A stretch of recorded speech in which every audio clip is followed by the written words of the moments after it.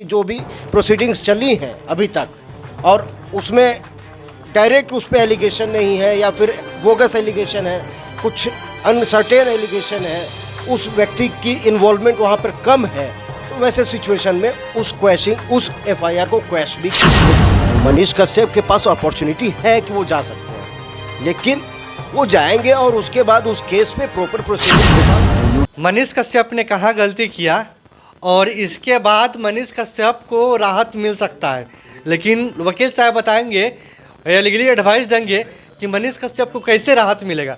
Sir पहले तो स्वागत है सर भारत में। धन्यवाद। आप एक इनहेरेंट पावर के बारे में बता रहे हैं, आखिर वो होता क्या है, एक बार मेरे व्यूअर्स को आप समझाइए।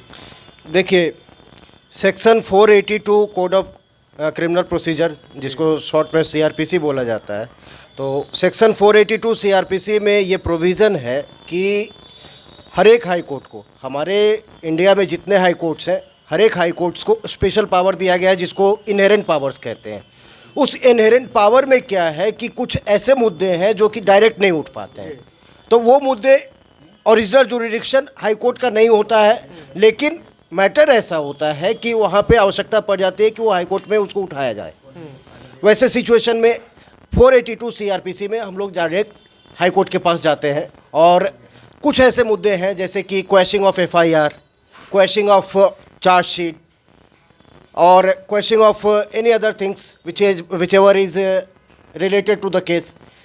सिर्फ क्वैशिंग ही नहीं, इसके अलावा भी इससे रिलेटेड और जो मैटर्स हैं वो सेक्शन 482 सीआरपीसी में हम हाई कोर्ट में उठा सकते हैं।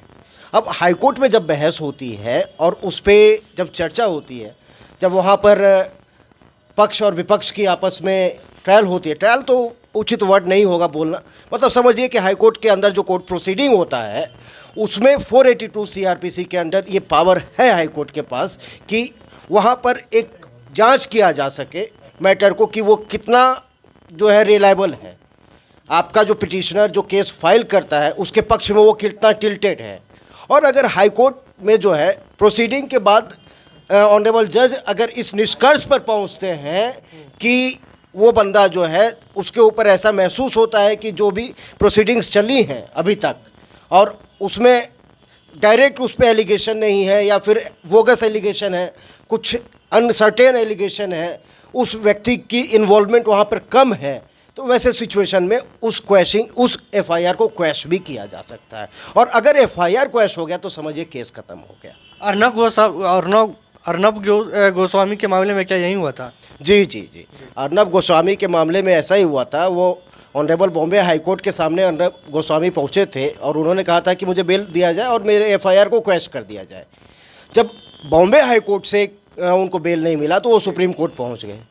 सुप्रीम कोर्ट भी सीधे यही बोला कि भाई आप एक प्रोसेस फॉलो करो, आप नीचे लोअर कोर्ट से आओ, उसके बाद आप यहाँ पे आओ। सिर्फ आप रसूखदार आदमी हो या फिर वेल नोन आदमी हो, समाज के बहुत बड़े आदमी हो, मतलब बड़ा छोटा नहीं, मतलब समाज में तो सब बराबर है, बट एक होता है कि किसी को रिकग्निशन ज़्यादा मिला होता है, तो होता है कि कुछ लोग क्या करें कि डायरेक्ट हाई कोर्ट के पास पहुँच गए, हाई कोर्ट में 482 में पहुँच गए कि हमको बेल दे दिया जाए और हमारा एफआईआर क्वैश कर दिया जाए। तो सिर्फ रसूख की वजह से या आपके समाज में पोजीशन की वजह से ये नहीं देखा जाता। 482 सीआरपीसी का अभी हाल के सुप्रीम कोर्ट का वर्डिक्ट है कि आप सिर्फ उन्हीं मामलों को 482 में लेके जाइए जिसमें कि रेयरेस्ट ऑफ रेयर मैटर हो।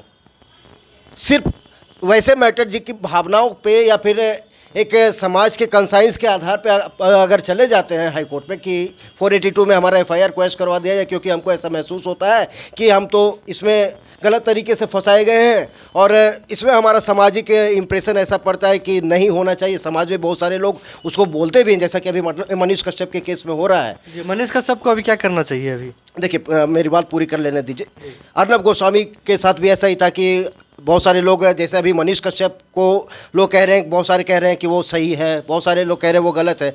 अर्नब गोस्वामी के भी केस में ऐसा ही था, बहुत सारे लोग अर्नब गोस्वामी को सपोर्ट कर रहे थे, बहुत सारे लोग उनके खिलाफ थे। तो जब उस केस में ये हो सकता है तो यहाँ पे भी लोग, मनीष कश्यप के पास अपॉर्चुनिटी है कि वो जा सकते हैं, लेकिन वो जाएंगे और उसके बाद उस केस पे प्रॉपर प्रोसीडिंग के बाद वो वाकई में उनके फेवर में डिसीजन आ जाएगा, इसकी कोई गारंटी नहीं है, पहली बात। दूसरी बात है कि हम एज एन एडवोकेट यही प्रेफर करेंगे, अगर हम उनके अधिवक्ता होते तो हम यही प्रेफर करते कि वो लोअर कोर्ट से आए।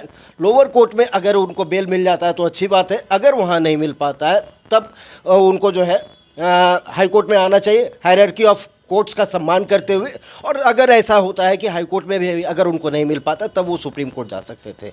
लेकिन हाँ, बेल अगर मिलता है या नहीं मिलता, बेल एक्सेप्ट या रिजेक्ट होने के बाद अगर वो 482 सीआरपीसी में इनहेरेंट पावर्स का इस्तेमाल करते हुए यहाँ पे क्वेश्चन ऑफ एफआईआर में आए तो वो ज़्यादा प्रेफरेबल होगा। मनीष कश्यप के मामले में अगर इनहेरेंट पावर का अगर इस्तेमाल किया गया तो उनको राहत मिलने की संभावना है?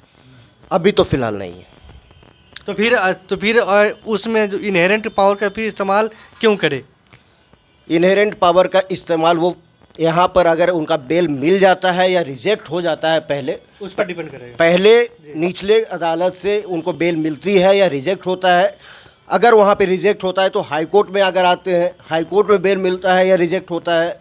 अगर यहाँ से भी रिजेक्ट होता है तो सुप्रीम कोर्ट जाते हैं, वहाँ पे भी सपोज दैट कि अगर उनको बेल मिल जाता है, उस सिचुएशन में जो ट्रायल जो है, जो कोर्ट का जो ट्रायल है उनका, उस ट्रायल प्रोसीडिंग से बचने के लिए, अगर वो जानते हैं कि हम गलत नहीं हैं, या फिर हम लोग कोई भी अगर हम कहें, हो सकता है कि कुछ लोग कहें वो सही है, कुछ लोग कहें गलत है, उस ट्रायल प्रोसीडिंग से बचने के लिए अगर वो 482 सीआरपीसी में चले जाते हैं और क्वेश्चन करवा लेते हैं अगर अपने एफआईआर को, तो फिर उस ट्रायल की कोई वैल्यू नहीं बचेगी उनके ऊपर, फिर उस पर्टिकुलर केस में ट्रायल नहीं होगा, क्योंकि एफआईआर ही क्वेश्चन तो वो केस ही खत्म। चांस है कि कुछ राहत मिल सकता है? राहत का केस ही खत्म हो जाएगा अगर 482 सीआरपीसी में वो आ गया है तो। चलिए, बाकी इस वीडियो के बारे में आपकी क्या राय है कमेंट बॉक्स में टाइप कर सकते हैं। तब तक जय हिंद।